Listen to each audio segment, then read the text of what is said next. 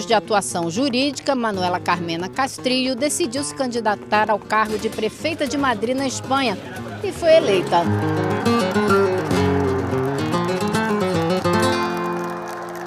Mas a política não era novidade na vida de Manuela. Já na faculdade, ela se filiou ao Partido Comunista Espanhol. Durante a ditadura de Francisco Franco, defendeu trabalhadores e presos políticos nos tribunais. Juíza de vigilância penitenciária, ela ganhou o Prêmio Nacional de Direitos Humanos, fundou a Associação de Juízes pela Democracia. E na entrevista que você vai ver agora, ela conta como conseguiu, na Prefeitura de Madrid, praticar a democracia en todos los niveles.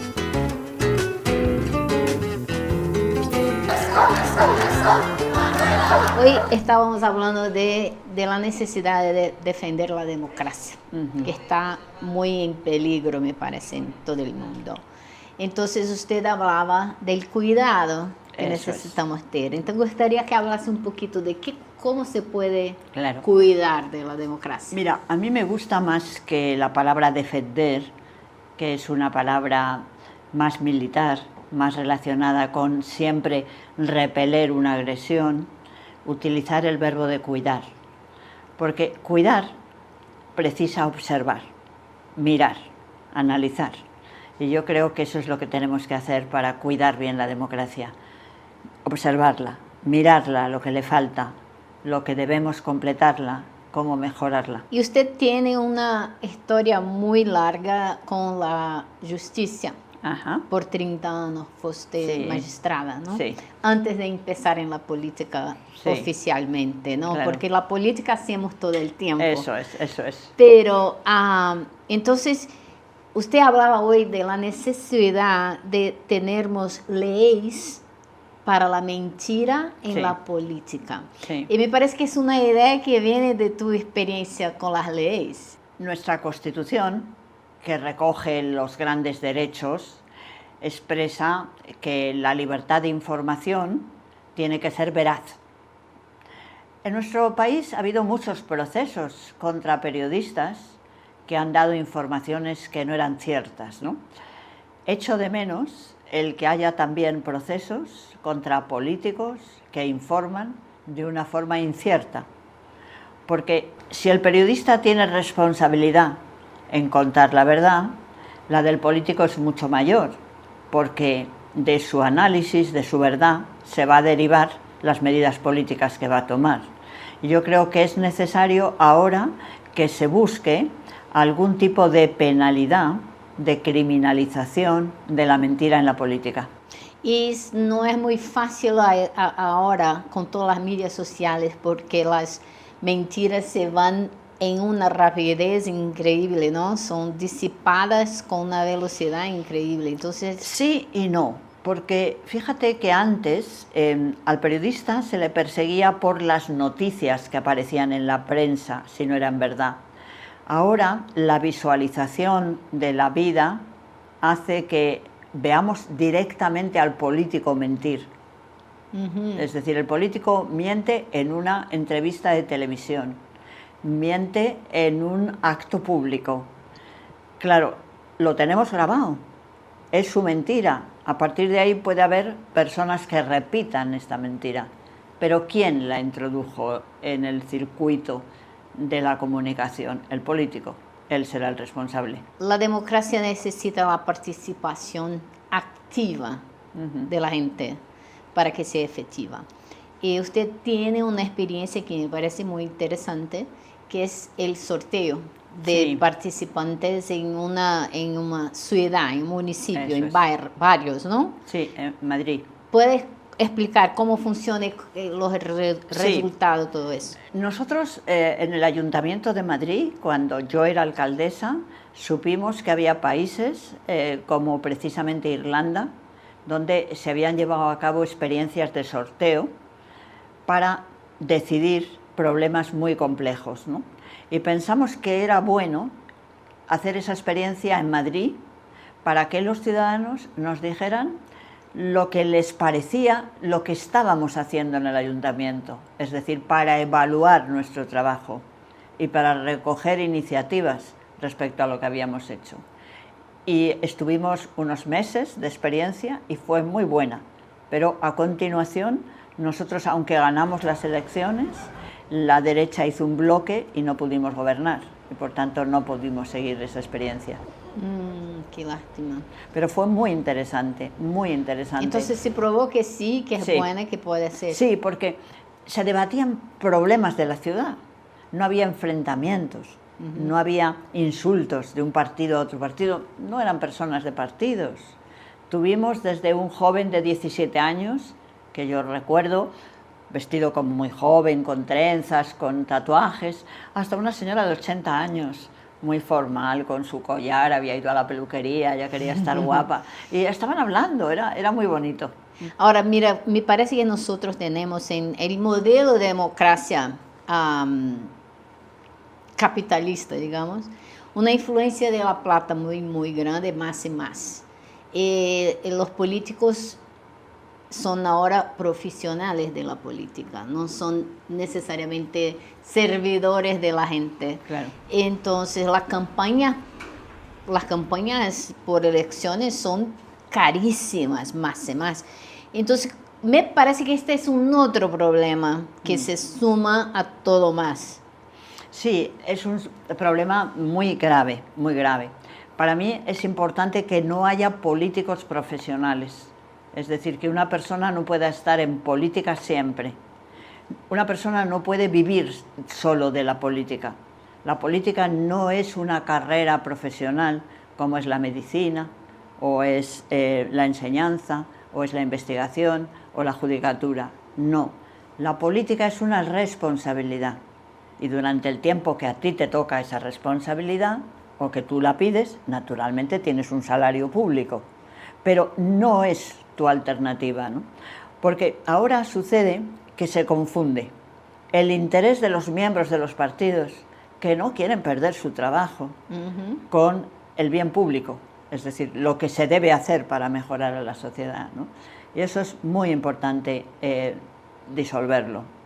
La segunda cuestión que planteas, que es muy importante, es que de alguna medida no puede ser que las campañas electorales sean pura publicidad y mercadotecnia.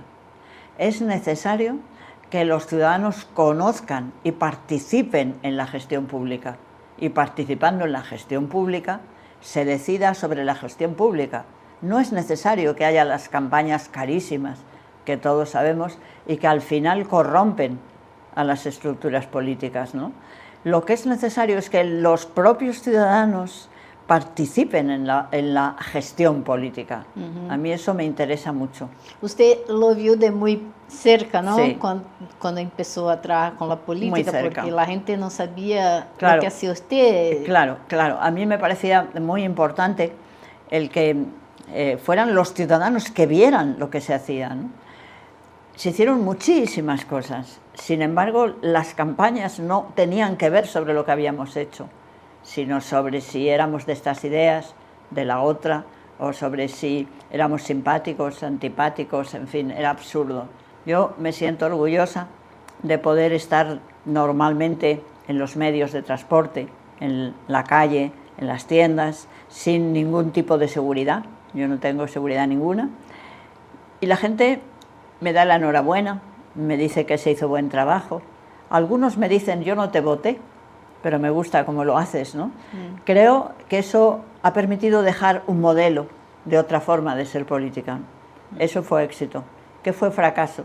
Fracaso fue que nosotros no conseguimos la mayoría cualificada que necesitábamos para un segundo periodo, porque las mentiras que virtieron sobre nosotros nos invadieron, ¿no? A mí se me achacó que yo estaba apoyando a los nacionalistas catalanes, ¿no? Era incomprensible, pero generaron toda una campaña pública en la que se decía que yo era la amiga de los independentistas. Era mentira, pero yo no podía defenderme. Y la gente lo creía. Y mucha gente lo creyó. Ahí está la mentira, Ahí está la mentira. como trabajan. Claro. Ahora, una cuestión más. Educación. ¿Qué lugar tiene la educación en este proceso de preparar ciudadanos para la democracia? Sí, a mí me interesa mucho eso porque cuando yo llego al ayuntamiento me sorprende que el ayuntamiento no ha pensado en los niños. No hablo de los escolares ni de los jóvenes, hablo de niños.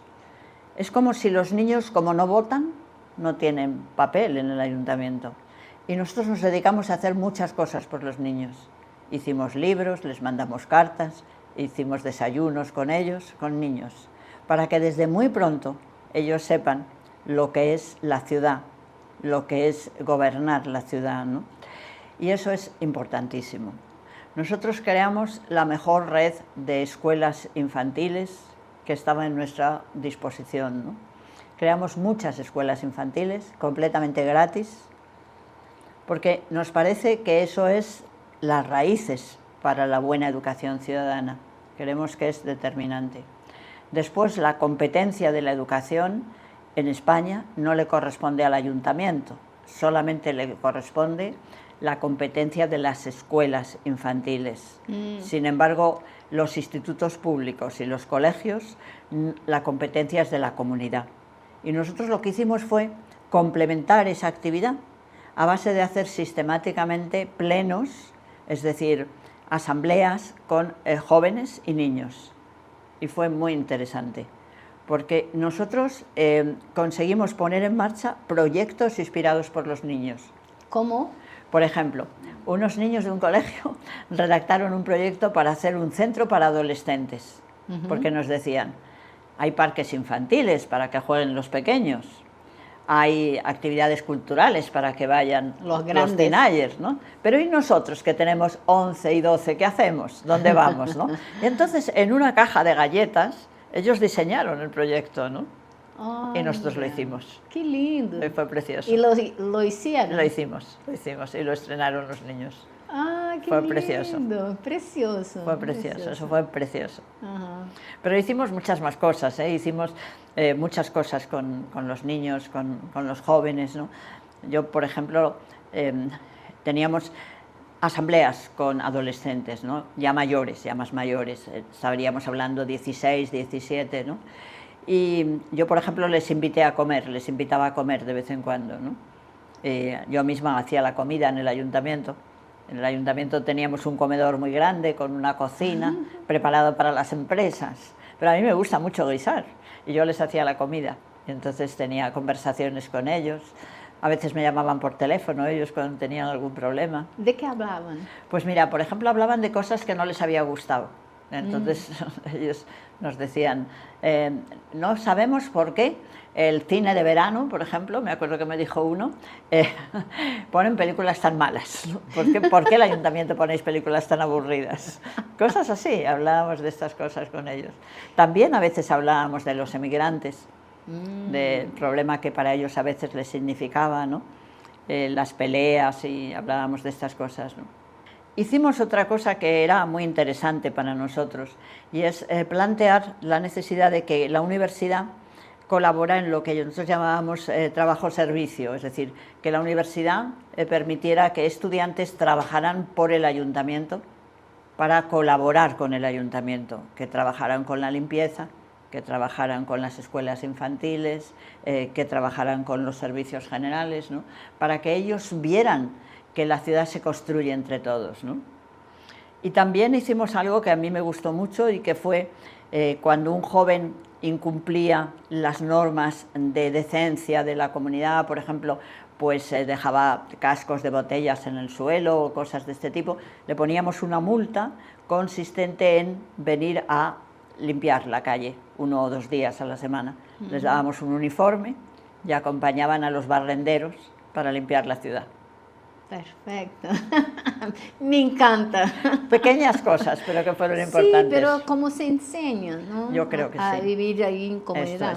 Sí. ¿Se me permite una preguntita Claro. más? Que me hablará un poquito de su libro. Bueno, yo la verdad he escrito ya varios libros porque de alguna manera me desespera sentir y reflexionar sobre cosas que creo que es fácil cambiar y que no se cambien porque no se sabe, ¿no? Entonces, este último libro, pues efectivamente, es un libro en el que yo planteo dónde creo que está la debilidad, la enfermedad de nuestra democracia y cómo se puede mejorar, ¿no? Entonces abordo muchos temas, no solamente el tema de las mentiras, sino también el tema de los insultos, del maltrato entre la clase política y muy especialmente el de la evaluación de lo que se hace. Yo creo que todo lo que se hace, todas las leyes, todas las programaciones que se hacen, hay que ver si son correctas o no y hay que analizarlo muy bien. ¿Cómo se propone eso? Pues yo en eso planteo la necesidad de que haya sistemáticamente en el Congreso de los Diputados, en la Asamblea, el Instituto de Sondeo Sociológico. Nosotros tenemos un gran Instituto de Sondeo Sociológico que prácticamente se dedica a hacer investigaciones de carácter general, pero no hace investigaciones sobre el éxito de las leyes, sino exclusivamente, pues unas veces hace una investigación a lo mejor sobre comportamientos sociales, ¿no?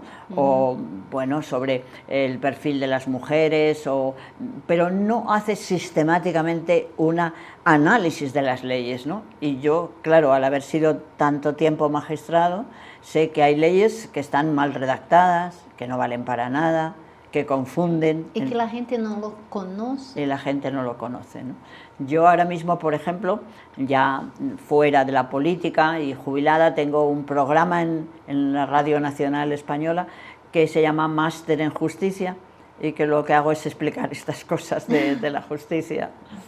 Perfecto. Muchísimas gracias. Ha sido un placer.